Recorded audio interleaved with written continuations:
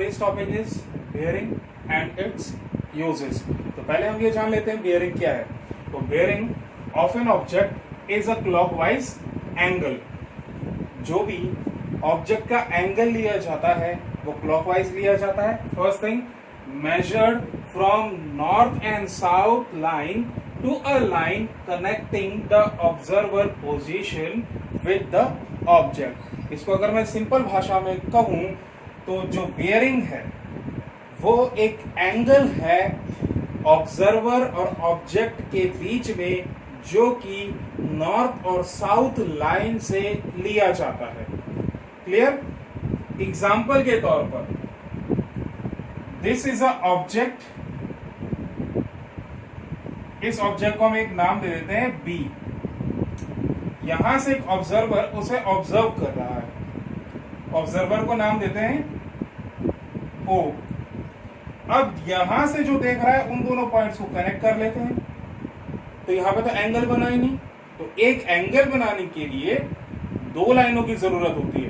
तो वो दूसरी लाइन होगी हमारी नॉर्थ और साउथ लाइन, जो यहां पर क्लियर किया गया है. measured from the north and south line to a line connecting the observer position with the object.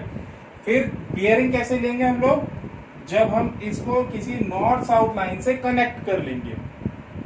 तो जो एंगल इस नॉर्थ ऑब्जर्वर और ऑब्जेक्ट पोजीशन के बीच में बनेगा, for example if it is 60,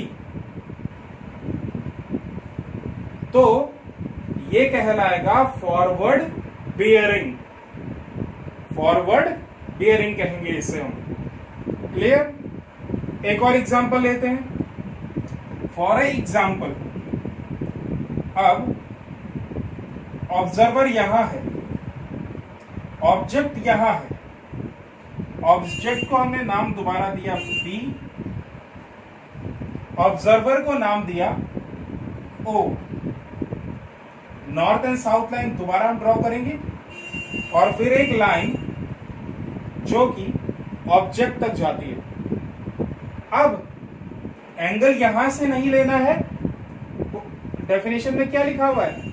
clockwise. तो हमें यहां पर जो एंगल लेना है वो एंगल हमें क्लॉकवाइज लेना है. क्लियर? तो एंगल हम इस साइड से लेंगे. फॉर एग्जाम्पल हम एज्यूम करते हैं, क्योंकि 180 डिग्री से तो ज्यादा ही है. क्लियर? तो हमने इस एज्यूम कर लिया फॉर एग्जाम्पल 200 डिग्रीज. तो इस केस में जो हमारी फॉरवर्ड बियरिंग है वो 200 डिग्रीज आ गया. इतना क्लियर हो गया? अब अगला चीज है बैकवर्ड बियरिंग. तो भाई ये बैकवर्ड बियरिंग क्या है? तो बैकवर्ड बियरिंग का मतलब है, यहां पे तो हम ऑब्जर्वर से ऑब्जेक्ट का एंगल देख रहे थे. इस केस में हम ऑब्जेक्ट से ऑब्जर्वर का एंगल को ऑब्जर्व करेंगे. अपना पिछला वाला एग्जांपल लेते हैं. नॉर्थ साउथ लाइन ड्रॉ कर दी. यहां पर ऑब्जर्वर है, यहां पर ऑब्जेक्ट है. क्लियर? फॉरवर्ड बियरिंग हमारा 60 डिग्रीज था. अब कैसे पता किया जाए बैकवर्ड बियरिंग कितनी है? यहां से यहां का एंगल कितना है, या ऑब्जेक्ट से कोई भी इस नॉर्थ साउथ लाइन में कितना देख पाएगा? तो उसके लिए एक फॉर्मूला है. अगर आपको बैकवर्ड बियरिंग पता करनी है तो इसमें अगर फॉरवर्ड बियरिंग अगर 180 डिग्री से कम है, ये फॉर्मूला तब लागू होगा. If forward bearing is less than 180 degrees, तब हमें क्या करना है? 180 डिग्री को प्लस कर देना है हमारी फॉरवर्ड बियरिंग से. तो हमें क्या मिल जाएगा? Backward bearing.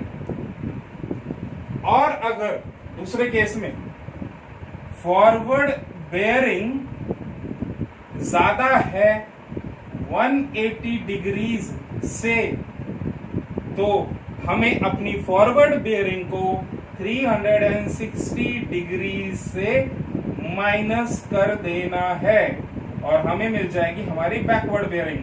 इस सिचुएशन में क्योंकि फॉरवर्ड बियरिंग 180 डिग्री से कम है, ओके, तो हमें यहाँ पर बैकवर्ड बेयरिंग को जानने के लिए 180 डिग्रीज को फॉरवर्ड बेयरिंग से प्लस करना है। तो फॉरवर्ड बेयरिंग हमारा कितना है 60 डिग्रीज प्लस 180 डिग्रीज, तो हमारा बैकवर्ड बेयरिंग आया 240 डिग्रीज। क्लियर है? और अगर आपको बैकवर्ड बेयरिंग जानना है तो सिंपल आप इसके सीधी लाइन ड्रॉ कर दीजिए 180 डिग्री प्लस, क्योंकि यहां पर अगर ऑब्जेक्ट से हम ऑब्जर्व करें तो हम या तो यहां तक देख सकते हैं बेयरिंग, क्योंकि बेयरिंग हमें नॉर्थ साउथ लाइन से ही लेनी है, और इस केस में हम केवल इतना एरिया देख पाएंगे। Got it?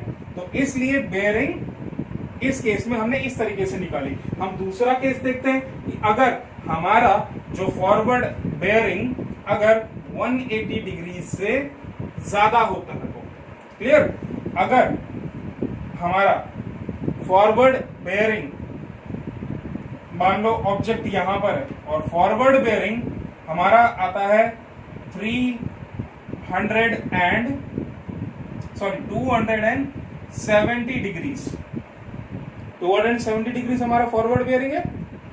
अब हमें जानना है अपना बैकवर्ड बेयरिंग, तो उसके लिए ये वाला फॉर्मूला हमें लगाना पड़ेगा 360 degrees minus 270 degrees. Clear? Answer आया 90 degree is our backward bearing. यहां से जो देख पाएगा object, this is our object, object की जगह से हम जब देखेंगे तो हमें 90 डिग्रीज का एरिया नजर आएगा। तो ये था हमारा backward bearing and forward bearing. I hope आपको ये चीज समझ में आ गई होगी इतनी बात। अब हम जान लेते हैं कि मैग्नेट की मदद से या ट्रू बेयरिंग कैसे निकाली जाती है, ट्रू बेयरिंग और मैग्नेटिक बेयरिंग क्या है। तो जनरली अब मैंने यहाँ पे टॉपिक दिया ना यूजेस, तो किस यूज में आता है, तो यूज इसके दो हैं, या तो नेविगेशन में या डायरेक्शन फाइंड आउट करने में। क्लियर? फॉर एग्जाम्पल ये हमारा कंपास है, तो कंपास में मेंशन कर दिया जाता है 360, ओके, यानी 0 भी बोल सकते हैं, 360 डिग्रीज भी बोल सकते हैं, then 90 degrees, this is 180 degrees, this is 270 degrees. After that हम इसको सब डिविजन करेंगे, जितने हमारे कार्डिनल पॉइंट्स है, लास्ट वीडियो आप देख लेना मेरा, उसमें मैंने कार्डिनल पॉइंट समझाए हैं जो डायरेक्शन के लिए इंपॉर्टेंट है। 45 degrees, okay, then 90 plus 45 135 degrees, 180 plus 45 225 degrees and 335 degrees. तो अब हम इसे, अगर हमसे किसी ने कहा कि हमारी शिप मैग्नेटिक बेयरिंग और ट्रू बेयरिंग के हिसाब से अगर 45 डिग्रीज में है, तो हमें किसी ने बोला 45 डिग्रीज में, क्वेश्चन इस तरीके से आ जाता है भाई कि मैग्नेटिक बेयरिंग के हिसाब से जो आपका शिप है या प्लेन है कोई भी चीज है वो 45 डिग्रीज में है मैग्नेटिक बेयरिंग के, तो आप क्या कहेंगे, ये नॉर्थ ईस्टर्न डायरेक्शन में है। तो इससे हमें डायरेक्शन पता चल गया। उसी तरीके से बोला कि हमारी शिप साउथ वेस्ट डायरेक्शन में, तो बेयरिंग हम क्या कहेंगे 225 साउथ वेस्ट डायरेक्शन। इसी तरीके से south north west east and south east direction. तो डायरेक्शन एंड डिग्रीज के माध्यम से, और अगर हमें डिस्टेंस भी पता है कि भाई कितनी दूर है, तो उस जगह की हम लोकेशन आसानी से ट्रैक कर सकते हैं। तो this was your magnetic and true bearing. Magnetic और ट्रू बेयरिंग सिर्फ एंगल्स पर बेस्ड होता है, क्योंकि हमारा कंपास जो है फिक्स्ड है और डिग्रीज और एंगल फिक्स्ड है। अब हम एक प्रॉब्लमेटिक क्वेश्चन को सॉल्व करने की कोशिश करेंगे कि फॉर एग्जांपल एक शिप गुम हो गई है, ओके, और उसके हमें लोकेशन ट्रैक करनी है। इसमें स्केल दिया हुआ है, क्योंकि स्केल बहुत जरूरी है, बिकॉज मैंने लास्ट वीडियो में स्केल में आपको समझाया था कि scale in topographical sheet means यहां पर हमको एक बड़े पिक्चर को, एक एक्चुअल पिक्चर को ग्राफिकल फॉर्म में रिप्रेजेंट करना है, उसके मिनिएचर फॉर्म में रिप्रेजेंट करना है, तो उसे स्केल के हिसाब से हमें छोटा करना पड़ेगा ना, मिनिएचर फॉर्म में दिखाना पड़ेगा। तो यहाँ पे 1 सेंटीमीटर हमारा 100 किलोमीटर को दिखा रहा है, ठीक है। तो सिचुएशन कुछ ऐसी दी है कि शिप पहले ए पॉइंट से बी पॉइंट पे गई, सी पॉइंट से डी पॉइंट पे गई, सी से डी पे गई, फिर डी से ई पे चली गई। अब हमें ई पॉइंट जानना है कि ई पॉइंट है कहां पर, क्लियर। तो फर्स्ट हम ये देखते हैं कि ए टू बी, तो ए यहां पर हमारा ऑब्जर्वर होगा और बी यहां पर हमारी ऑब्जेक्ट होगी। यहां पे बी ऑब्जर्वर होगा, ये ऑब्जेक्ट होगा। इसी तरीके से this is observer observer observer, this is object, O B लिख रहा हूं मैं यहाँ पे, ऑब्जेक्ट ऑब्जेक्ट ऑब्जेक्ट, क्लियर। तो बेयरिंग, आप कंफ्यूज मत होइएगा, आप ध्यान से देखिए किस तरीके से बेयरिंग निकाली जाती है किसी भी एरिया की। तो नॉर्थ साउथ स्ट्रेट लाइन याद रखिएगा। अब इसमें आपको कंफ्यूजन हो तो ओपन डायग्राम में नहीं, मैं आपको फॉर एक ग्लोब में दिखा देता हूं इस चीज को, क्लियर। तो ए टू बी की बेयरिंग है 100 डिग्रीज और किलोमीटर भी दिया हुआ एरिया। तो ये फॉर एग्जांपल मान लो यहां से शिप घूम हुई है, या हमें बताया कि भाई ये हमारा न्यूयॉर्क है, न्यूयॉर्क से शिप गुम हो गई है, ठीक है। तो ये ए पॉइंट है। अब यहां पे हमने पहले नॉर्थ साउथ लाइन ड्रॉ कर दी।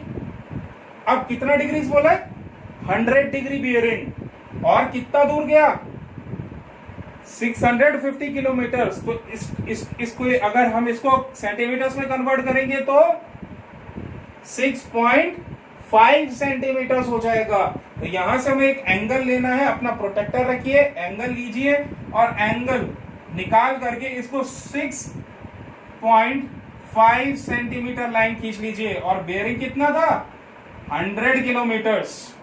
तो ए लिख दिया, बी लिख दिया।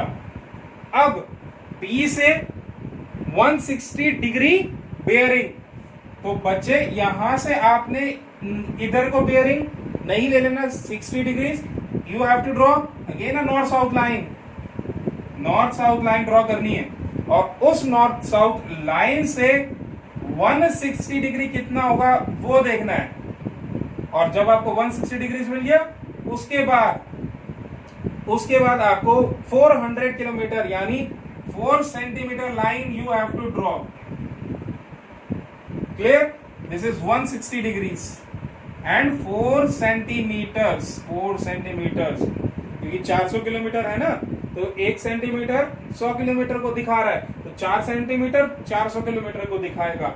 सेम यहां पर जब हम सी पर पहुंच गए, अब सी से भी हमने पहले एक नॉर्थ साउथ स्ट्रेट लाइन खींच लेनी है ताकि हमें एंगल का पता चल सके। This is our north south line, क्योंकि बियरिंग बोला है, बियरिंग हमेशा नॉर्थ साउथ लाइन से ही ली जाएगी, स्ट्रेट नॉर्दर्न लाइन से। 240 डिग्रीज फ्रॉम हियर, यहां से हमें एंगल लेना है 240 डिग्री यहां पर। अब दिस इज 240 डिग्री, ये हमारा सी था, सी से हम मूव कर गए भाई डी की तरफ।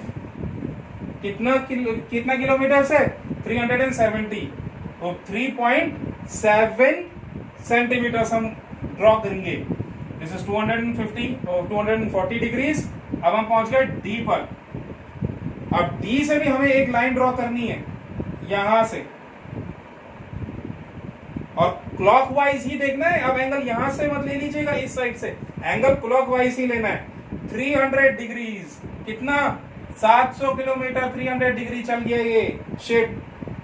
अब जो एंगल ड्रॉ होगा हमारा वो यहां से ड्रॉ होगा 700 डिग्रीज, 700 किलोमीटर यानी 7 सेंटीमीटर की लाइन। और फाइनली ये रहा हमारा ई पॉइंट।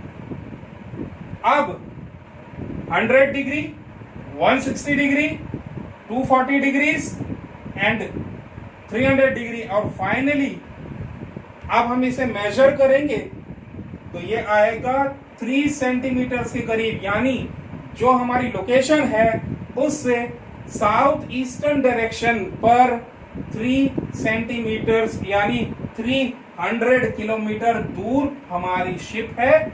और किस एंगल पर, वो यहां से हम 100 डिग्री से इस एंगल को मेजर कर लेंगे। मान लिया जाए फॉर एग्जांपल ये एंगल आता है हमारा 100 डिग्री, तो कि इस जगह से 100 डिग्री पर हमें 200 डिग्री 100 प्लस 100 200 डिग्री पर हमें मुड़ जाना है। तो आई होप यहाँ पे बेयरिंग आपको कुछ हद तक समझ में आ गया होगा। Remember this north south line diagram थोड़ा सा मैसी हो गया है, लेकिन आप अगर वीडियो को पॉज करके देखेंगे तो आपको क्लियर दिखेगा। ठीक है, that's all for today's topic. For more videos like my video as well as subscribe it, bell icon दबाएं। तो जो भी मैं नई वीडियो बनाता हूं टोपोग्राफिकल शीट्स पर ज्योग्राफी के जो भी टॉपिक्स कवर करूंगा वो उसकी अपडेट आपको मिल जाएगी। कमेंट करिए आपको किस टॉपिक के बारे में जानना है और ये टॉपिक आपको कैसा लगा। Thanks for listening.